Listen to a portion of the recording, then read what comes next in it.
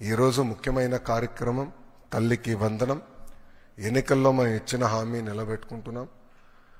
ఆనాడు చాలా స్పష్టంగా ఎంతమంది పిల్లలుంటే అంతమంది పిల్లలకి తల్లికి వందనం ఇస్తానని హామీ ఇచ్చాం. దాంట్లో భాగంగా జియో ఇచ్చాం.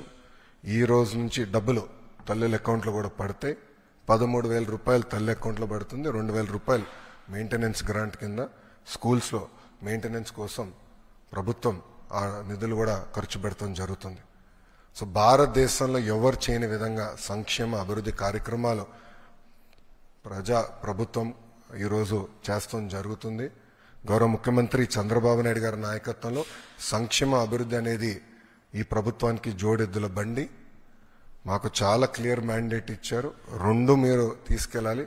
ఒక పక్కన ఉద్యోగాలు, ఉపాధి, అభివృద్ధితో పాటు సంక్షేమం కూడా చేస్తూ ప్రజలు ఏ ఆస్తి అయితే ఈ కూటమిని 94% సీట్లు ఇచ్చి గెలిపించారో ఆ ఆశని మనం నిలబెట్టుకోవాల్సిన బాధ్యత, నెరవేర్చాల్సిన బాధ్యత మా పైన ఉందని కేబినెట్ మీటింగ్లో కూడా గౌరవ ముఖ్యమంత్రి గారు చెప్తాం జరిగింది. సో ఈ తల్లికి వందనం కింద దాదాపు 60% కుటుంబాలలో 2 కన్నా ఎక్కువ మంది పిల్లలు ఉండటం జరుగుతుంది.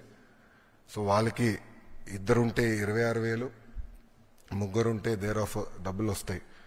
సో ఆటోమేటిక్గా ఆ డబ్బులు వాళ్ళ అకౌంట్లో పడటం జరుగుతుంది.